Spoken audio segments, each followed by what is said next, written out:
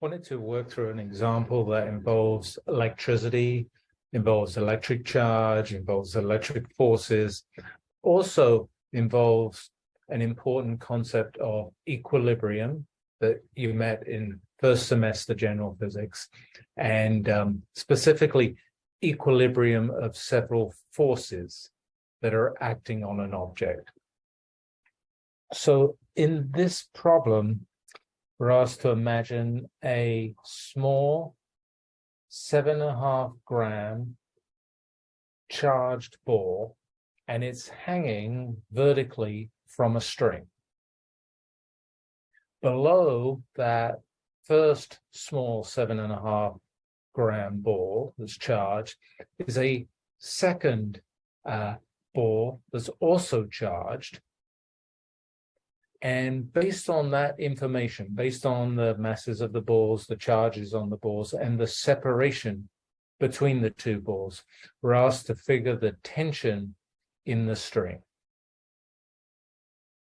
So when I read the problem, I start to get a sort of mental picture or a mental image of the problem that has kind of the geometry of the problem, the important physics objects in the problem, and also the important physics concepts related to the problem. And so the first thing I'm going to do is put that mental image of this particular problem, what we know and what we want to find, into a sketch, make it concrete with a sketch. So let me go ahead and do that. So here's the first part of my sketch. Upstairs here, this is the first charge. It was a positive charge of 32 nanocoulombs. Downstairs here, this is the second charge. It was a negative charge of 58 nanocoulombs. I indicated the masses of the two charges also, 7.5 grams in both cases. And I've sketched the string. And I've sketched the upper charge hanging vertically on that string. And I've also sketched here, I labeled it D, the separation between the two charges. The second charge is 2 centimeters below the first charge. So that's the geometry of the problem. I've noted the quantities we know in the problem. But I want to add to that. The sort of important physics concepts involved in this problem. So the question asks us to find the tension in the string that's supporting the first charge. The important physics concept in finding the tension in the string is that the first charge is in equilibrium. The first charge is at rest and it's staying at rest. That means that the sum of the forces that are acting on it must add up to 0 so that it will be at rest and stay at rest.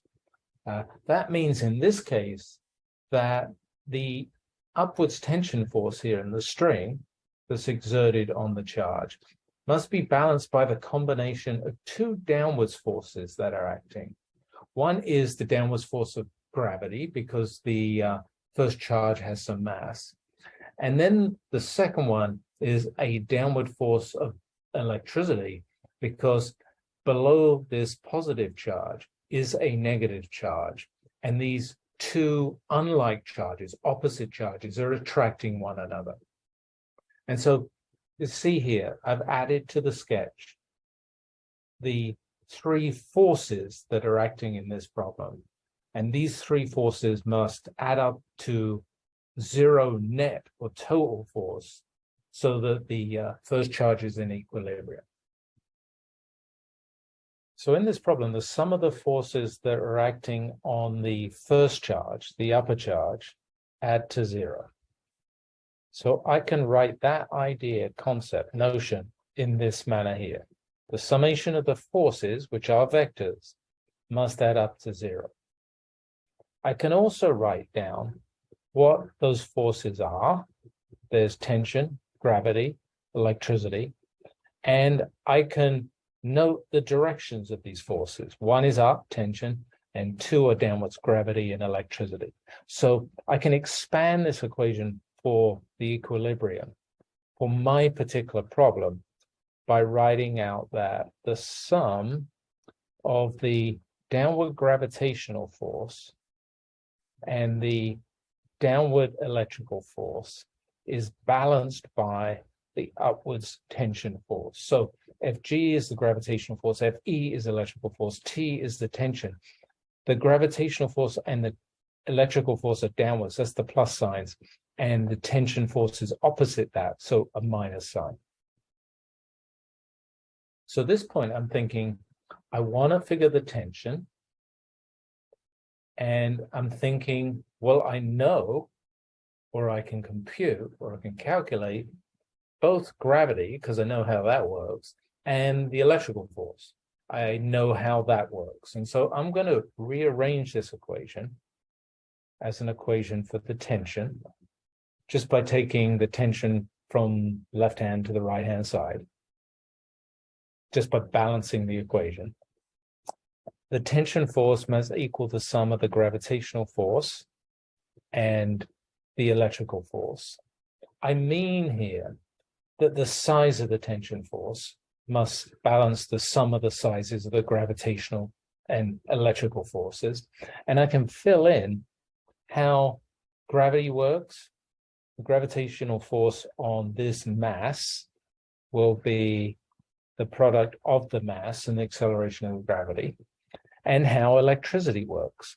The electrical force on this mass, this charge, will be given by Coulomb's law, because they're two point-like small masses.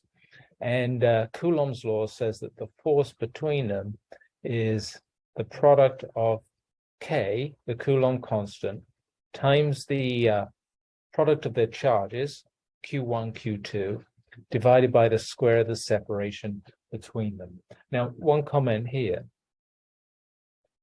This equation, again, is for the size of the tension in terms of the size of the gravitational and the size of the electrical forces. Mg is just the size of the gravitational force. And I've written the magnitudes of the charges here, so I'm just getting the size of the electrical force.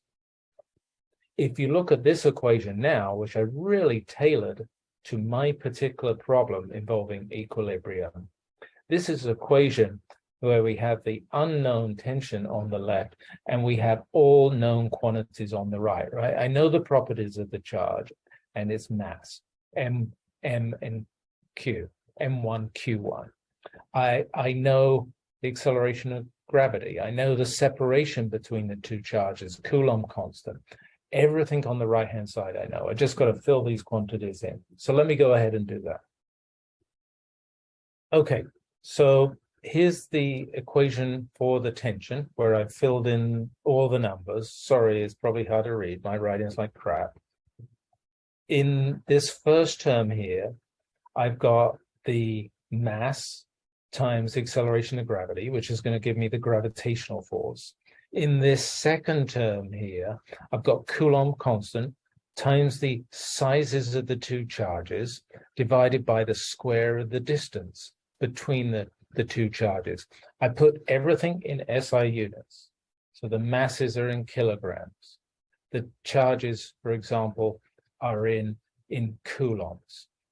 The separation between the charges are in meters. All the quantities are in SI units. And now all I've got to do is carry out the calculations. So let me go ahead and do that. So here's the result of my calculation. This first term, this is the gravitational force, is 0.073 newtons. It was just mg. And then this second term here, this is the electrical force, is 0.042 newtons, a little smaller. And it was from Coulomb's law, K Q1 times Q2 divided by the separation squared. Adding them up, I get 0.115 newtons for the total force due to electricity and gravity. And that's the tension force that's counteracting the combined pull of electricity and gravity. And so this is the solution to our problem. So that's an example of a problem involving electricity, involves electrical charge, involves electrical forces. It involves concepts from Physics 2.11, General Physics 1, the concept of equilibrium, the understanding of forces, forces being vectors, and the ability to add up vectors, vector forces. In this case, tension force, our electrical force, and our gravitational force.